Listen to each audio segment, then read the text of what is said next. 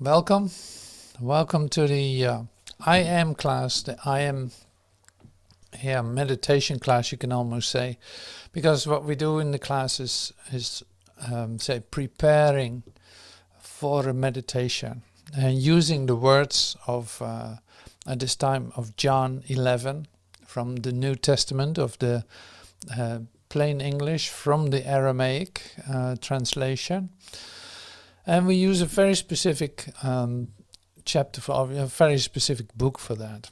That was translated by someone who can translate from Aramaic into English. And I really like the version of it. And on the website you can see it, how to download it and all that. So I can also show you, like, the meditation is put into a PDF. You can download that and use it for yourself to meditate. And or contemplate. It's like this is great material for contemplation. But in order to feel what is going on, we need to become present here. Like, leave everything behind. You arranged everything perfectly. You did it all. Now you can take time for yourself to relax into this. So your concerns can go for a minute. Park them somewhere. You can pick them up later if you really want to do that.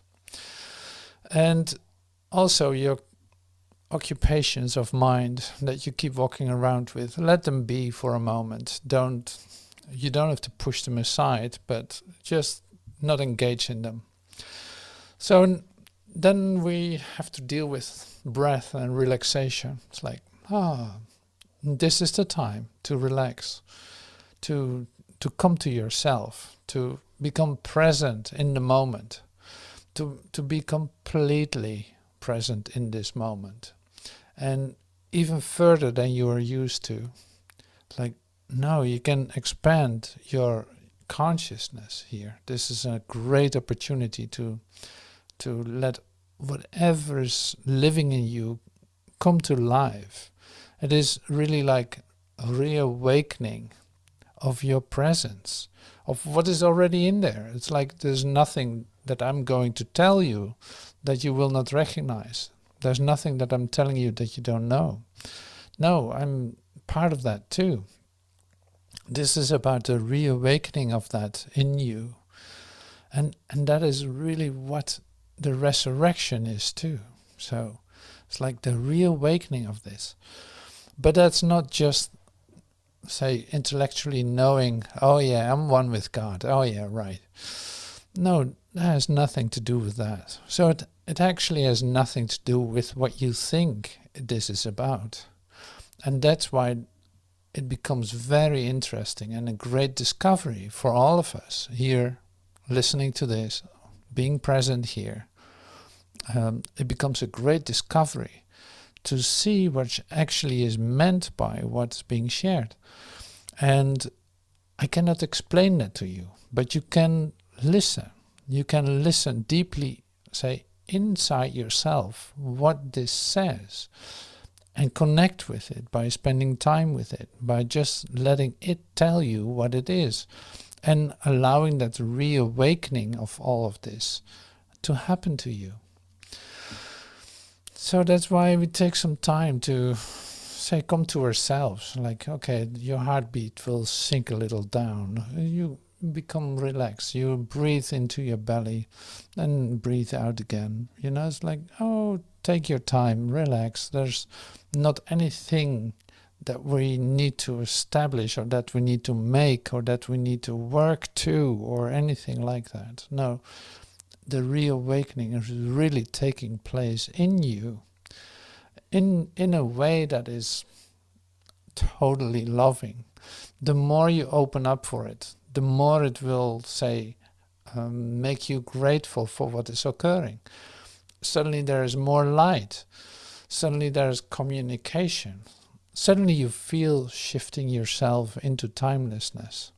See, don't think I'm telling you like a fairy tale or a guided meditation or whatever. No, not at all.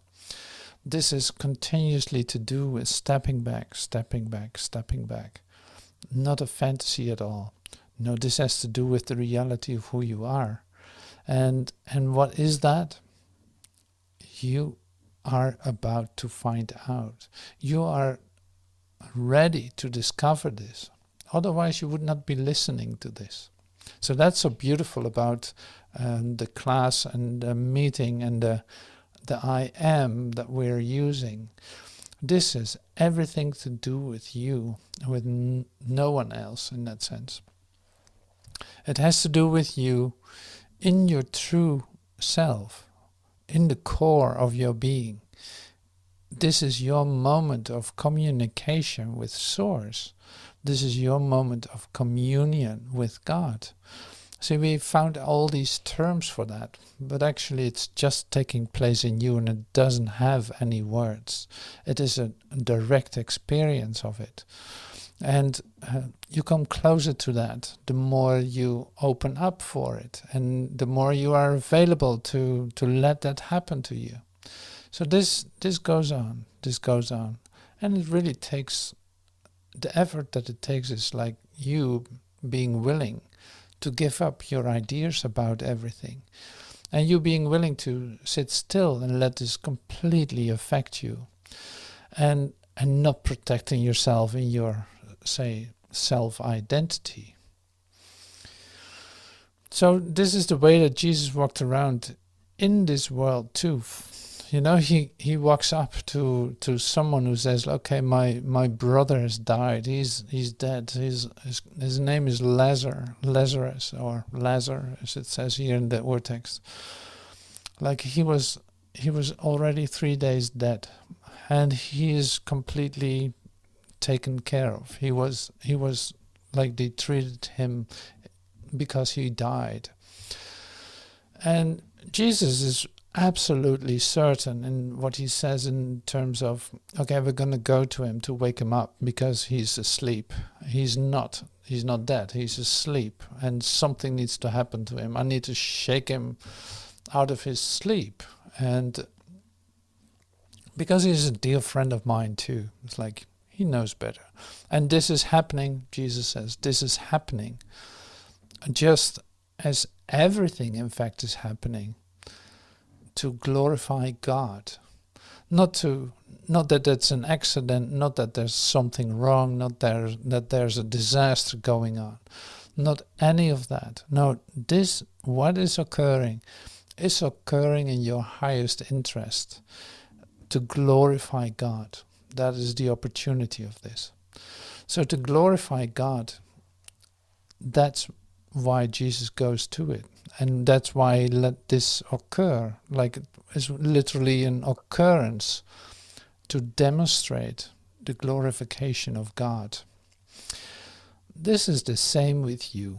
So don't distantiate, don't take a distance from what's being shared here. No, this is you. Like literally everything that's happening to you in this moment, in this day that you are going into, in this week that you already are here, everything that's occurring in your highest interest. And that is, if you start to recognize what is happening to you, in you, with you, then you see that you have the most incredible opportunity to see everything in a whole different light. To literally see that, say, light can cast away the darkness. Light will shine on all of it if you allow that to occur. If you don't hold on to your old idea about yourself or your old ways of doing things. If you can allow that to happen in a whole new way, then you see that every occurrence that is taking place is in fact in your highest interest, and also to glorify God. And glorifying God is not a one-way thing. No, it is the communion that you are invited to is what that is. It's like immediate communication with your Creator. You glorify God by seeing that, by seeing things for what they are, by seeing situations and persons for what they are, and seeing that the meaning of it is tremendous. It's like complete. So if you see, and this is then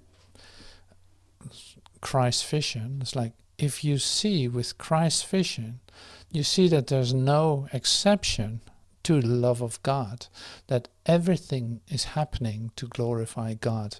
Everything is a confirmation of your connectedness with everything that is, with God. And maybe you don't see that right away. And maybe you've been looking for that for a long time. So it's like, yeah, don't give up. No, we're going to practice anew. This is a new moment. So whatever you did before is already over. That's gone. Here we are, coming together again, reading these stories, like beautiful examples of Jesus meeting with Lazarus and performing a miracle. So what is a miracle in this sense? It's like rebirth, reawakening, not accepting, just not accepting any illusion as truth, not being afraid of any situation, or letting the fear go about situations or persons, letting that go and see that there's your strength and connectedness. So that goes on with these examples that I was just starting to share. It's like, okay, Jesus, I'll read it in a minute because it's great to read. It's like when you read it again, then too, it's like it becomes deeper and deeper to in your experience of what you're reading, because it becomes very personal. Has so everything to do with you and not with anyone else. So why don't we just do that? So in this little booklet, it is page 23, chapter 11 from the Gospel of John.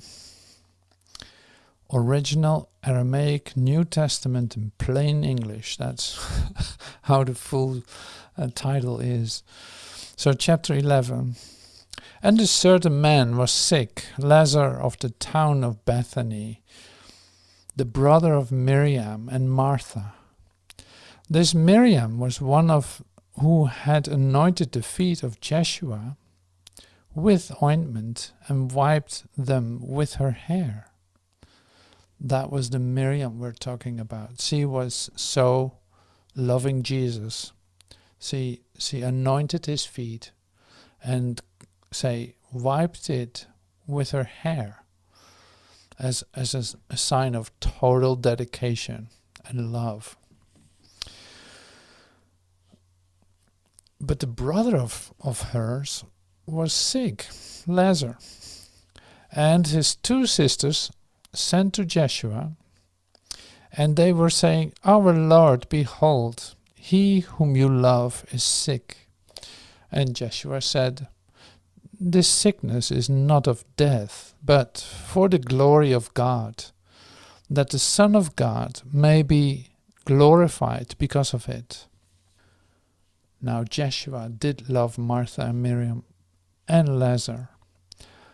After he had heard that he was sick, he remained in the place where he was for 2 days. So that was a bit of stress for Miriam and what's her name? Martha. That was a bit of stress because he didn't come right away. He waited for 2 days. There was no emergency, in other words. Jesus knew there was no emergency whatsoever. There's nothing to be saved. There's nothing, in fact, to be healed. But glorifying God, yes, in the appointed time. So Jesus was so present in the moment, you could say. Like he's so present in the moment, just as I invite you to be present in this moment here with me. Like, be completely present. You'll receive exactly when to move, when not to move. When you don't feel it, don't do it. When you don't, it's like you can completely trust that impulse when it comes. If it isn't there, don't do it. Don't think about how to respond to certain situations. And this is basically what we said last week too. It's like, there's no emergency. You have no idea how to respond to any situation. So in that we join with Jesus, like, just be present. You will be told exactly what to do in the moment that it's needed. Not because you think it needs a response or you need to be a first responder of some kind. No, it's taken care of. That's the great thing here. So I continue. Now, Jesus did love Martha and Miriam and Lazarus, and after he heard he was sick, he remained in the place where he was for 2 days. After this he said to his disciples, "Come, we shall go again to Judea." And his disciples were saying to him, "Our Rabbi, the Judeans had been just now seeking to stone you, and you are going there again?" And Yeshua said to them, Are there not 12 hours in a day? If a man walks in the daylight, he does not stumble, because he sees the light of this world. And if a man walks in the night, he stumbles, because there is no light in him. These things Yeshua said, and afterwards said to them, Lazarus, our friend, is resting. I'm going that I may awaken him. So there we go. They're on a little mission. So Jesus had he was not welcome in Judea. So they were about to stone him there, and they felt that, the disciples felt the threat of that, but Jesus was not disturbed by it at all. And he says, when I go in light, it's like when the light is with me, and when I go in light during the day, so to speak, during the day, what is there to fear? I will not stumble over the stones. There's nothing that can hurt me. But if I choose for fear, if I go into the darkness, then I have a problem. I don't see the stones. I can tumble over them. So off they go to Lazarus to wake him up because he's asleep. His disciples were saying, Our Lord, if he is sleeping, he is recovering health. But Yeshua spoke about his death, and they had thought that he had been talking about lying down, taking sleep. And then Yeshua said to them plainly, Lazarus has died, and I am glad that I was not there for your sakes, that you may believe, but you should go there. Thomas, who is called the twin, said to his fellow disciples, Let us go also and die with him. Joshua came to Bethany, and he found that he had been 4 days in the tomb. So we're talking about 4 days later, even after his death. But Bethany was beside Jerusalem, separated from it by about 15 furlongs. And many of the Judeans were coming to Martha and Miriam to comfort their hearts concerning their brother. But when Martha heard that Yeshua had come, she went out to meet him. But Miriam was sitting in the house. And Martha said to Yeshua, My Lord, if you had been here, my brother would not have died. But even now I know that as much as you ask God, he gives to you. And Yeshua said to her, Your brother shall rise. Your brother shall arise. Martha said to him, I know that he shall rise in the resurrection in the last day. But Yeshua said to her, I am the living God, the resurrection and the life. Whosoever trusts in me, even if he dies, he shall live. And everyone who lives and believes in me shall never die. Do you believe this?" And she said to him, "Yes, my Lord, I do believe that you are the Messiah, the Son of God, who has come into the world." See, and then it continues, because Miriam is still inside. "And when she had said these things, she went and called Miriam her sister secretly and said to her, 'Our rabbi is come and has called for you.' And when Miriam heard, she arose quickly and came to him. But Joshua had not yet come to the village, but he was in that place in which he met with Martha." And then it goes on a little bit. So I'll come back to that later. So the great thing then is we didn't see him walk out yet. We didn't see the healing yet. So I'm building it up here. You can feel that. This is great. So all kinds of concerns about, okay, so what did happen, how to respond to this. And Jesus is just in full trust, letting this all happen, knowing that it's not by his might or his power that things are occurring. No, just waiting for the moment.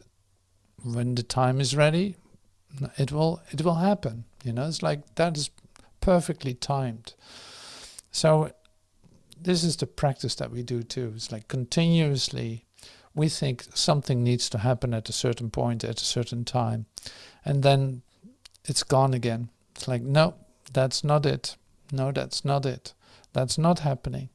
You don't feel the inspiration to share. You don't feel the inspiration to do something. Don't do it. Don't think that you have to do anything. No, it's like being present is in that sense really easy, because when you feel the impulse to do something, you find yourself doing it. So that means great certainty is given to you, because you don't have to doubt about the things that you do anymore.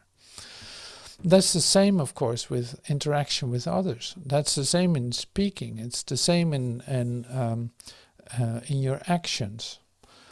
Like you can trust that the impulse is given you to do something in the moment that it needs to be done, by you finding yourself doing it. And that becomes the flow in your life. That becomes like a beautiful flow that has no interruption. It is not disturbed by your ideas about it. It is just flowing through you. You're literally letting yourself be lived. So I think in this John 11, that's a beautiful example of Jesus or Joshua. Of Jesus, how he's representing that, how he's demonstrating that, just by, if you stand still with what he does, you'll see that is happening. See, and in very practical and intense moments, so literally, like, there is no exception to this. There's no exception to the love of God. No, it is always applicable. In fact, everything is to glorify God and the Son of God. Because when you glorify God, you are being glorified as the Christ too. That is the communication that we're talking about. And that's not a reward or anything. No, it is your true nature.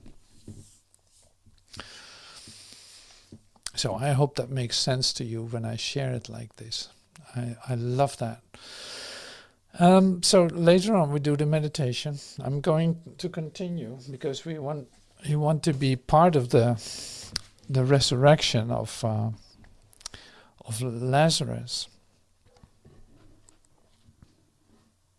Okay, so let's go to the grave of Lazarus, to where the tomb is put.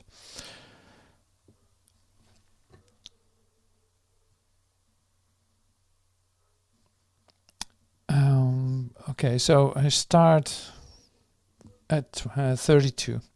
This is page 24 in the little booklet.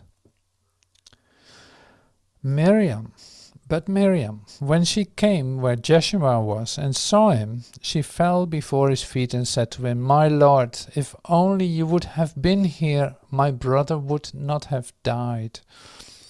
But when Jeshua saw that she wept, and those Jews who had come with her weeping, he was powerfully moved in his spirit, and his soul was moved. And he said, Where have you laid him? And they were saying to him, Come see our Lord. And the tears of Jeshua were coming. And the Judeans were saying, See how much he loved him. But some of them said, Was not this one who has opened the eyes of the blind man able to cause that even this one would not have died? Like, wouldn't you be able to not have let this guy die, maybe? Like, before it happened? But Jeshua, being powerfully moved within himself, came to the tomb, and the tomb was a cave, and a stone has been placed over its doorway. And Jeshua said, Take away this stone, Martha. Martha, the sister of him who had died, said to him, Lord, by now it is putrid, for it has been 4 days. And Jeshua said to her, Did I not tell you that if you would believe, you would see the glory of God? And they took away the stone. And Jeshua himself lifted his eyes above and said, Father, I thank you that you have heard me. And I know that you always hear me. But for the sake of this crowd that is standing here, I said these things, that they may believe that you have sent me. And when he had said these things, he cried in a loud voice, Lazarus, come out. And he who had died came out, while his hands and his feet were bound in swathing bands, and his face was bound in a turban. Jesus said to him, Unbind him and let him go.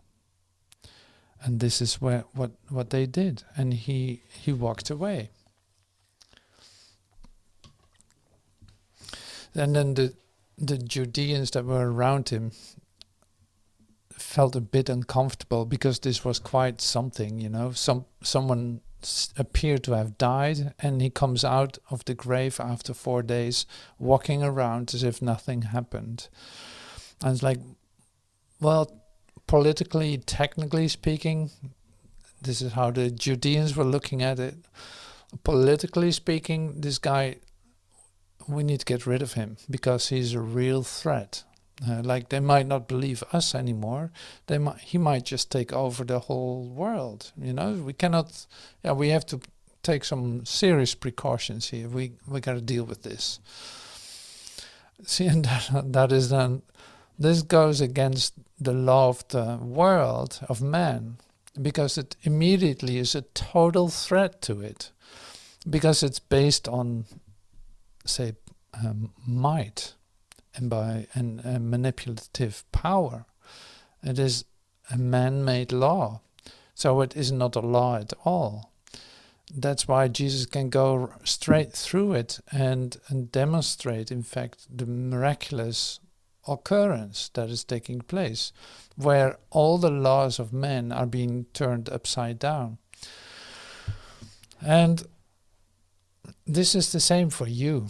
It's like, as long as you stay with the laws of man and believe in them and confirm them, and then you stay in that. See, and it's a fine line at a certain point, because it's like you can also say you will have to adjust yourself to the laws of the world to a certain degree.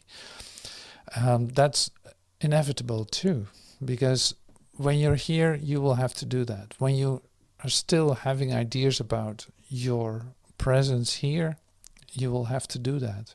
Otherwise, you in fact confirm I'm going to explain it a little different. It's more like if I say actively am not confirming the laws of man, but actively resisting them, I'm actually confirming them at the same time. It's like the two parts, like the two polarities of the dualism are presenting themselves.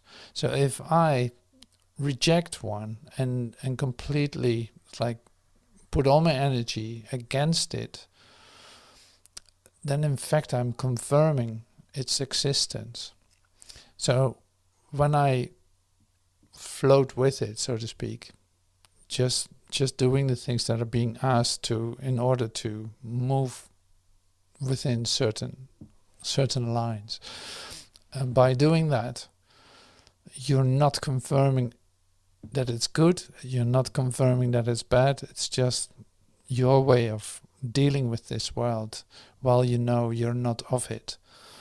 So still you have every, say, opportunity to come into a contact yourself and to stay in that communication yourself, but still dealing with the world in a certain way. So that's inevitable too, and that's perfectly all right. And you find out what that exactly means, because it is, when I say it like this, it seems like, well, okay, so now what is the law of man and what is the law of God?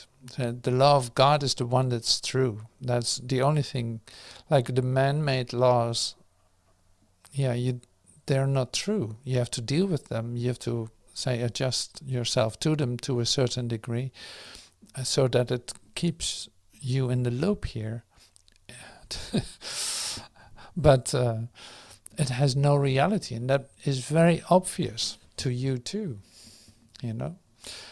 But resisting it would put too much effort into it and making it too real. And it isn't real. So then you're just fooling yourself. So here, back to the law of God. It's like there's no such thing as death. There's no such thing as death. Jesus showed that here, demonstrated it. So you cannot pretend that that is so. And so do we need to perform this like Jesus did? It's like, you don't know. It might be, who knows? So it's not that you're actively going to do this to demonstrate this. No, that's not necessary either. So in order to deal with it is in an integrated way, as what I call integrated, it's like to deal with that is really like to stay in the moment, to ask for help, to ask for guidance, and trust that what is given to you, to listen to. This is more about listening than about doing. So the doing is just inevitable, that you find yourself doing it, but you're not the doer at all then. That's what you feel too. So one of the side effects of one of the characteristics of that is that you really feel the connectedness and the love and the glorification, in fact. So there's presence, light, love, and then it just moves through. It just happens to move through you. And say, since you are a miracle worker, since you are a healer, so to speak, you accept this for yourself and listen what is occurring, and you continue exactly the way that it's given to you to do. You don't have to know how to deal with situations in that sense. No, it will be given to you how to respond. In the meantime, you can keep your peace of mind. You can stay in your presence and practice that. So the resurrection then is in fact the reawakening of your true self, of that what belongs to you. How else are you going to discover that than by stepping back of what you think that should look like? So this is a serious question. In fact, you have to contemplate that. You have to look at that. It's like, Absolutely, I have nothing to add to that. It is going to be given to me, or it's not happening at all. Like, you don't want to force it. You don't want to put effort in it. No, it's going to be given. That's the beauty of this. It can take a couple of days extra. Who knows? When you start to feel the impulse, then it happens. Then suddenly you see yourself do it, and are amazed about the connectedness that is related to it. So this is all as a preparation for the meditation, which we're going to do like in an instant. So bringing you back to the place of this, what is happening to Jesus, what is Jesus is demonstrating, is your demonstration. So it comes really close to you. It's literally like you start to recognize this in yourself. So with the words that I chose, that came to me to share with you, I will repeat those a couple of times. And then we start a meditation for maybe 4 or 5 minutes. And I'll repeat this once more. And then stay in this silence for a moment, just to become completely present in what is being shared. And then after that, we can see what happens. Maybe play some music just to deepen your life, give yourself some time to dive deep into this experience. So are you ready for this? All right. So I am the resurrection. I am the living God. I am the resurrection. We start always with this. Timeless truth I tell you. Timeless truth I speak to you. Hear what I say and trust what is given. All that happens is for the glory of God, that the Son of God may be glorified. Timeless truth I speak to you. I am the living God, the resurrection and the life. I am the living God. Whoever trusts in me, even if he dies, he shall live. Who lives and believes in me shall never die. I am the living God. I am powerfully moved. Father, thank you that you hear me. I and my Father are one. So I'll repeat it once more. Timeless truth, I tell you. Timeless truth I speak to you. Hear what I say. Trust what is given. All that happens is for the glory of God, that the Son of God may be glorified.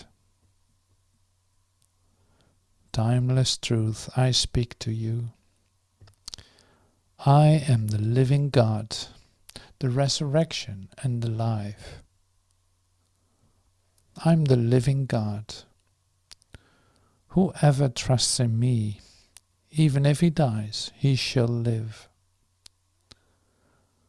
Who lives and believes in me shall never die. I am the living God. I am powerfully moved. Father, thank you that you hear me. I and my Father are one. So we will be still for like 5 minutes or so.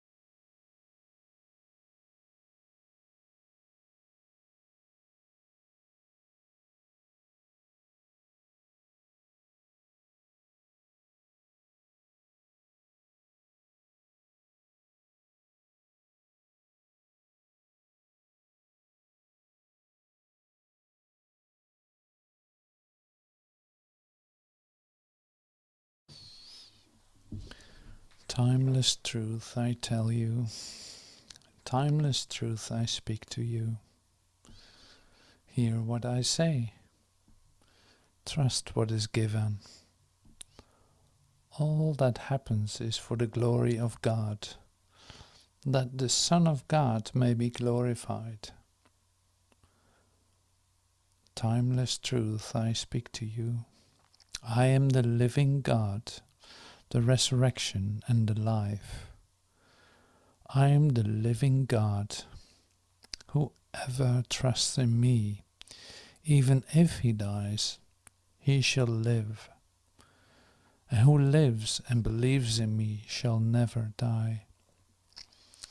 I am the living God. I am powerfully moved. Father, thank you that you hear me. I and my Father are one.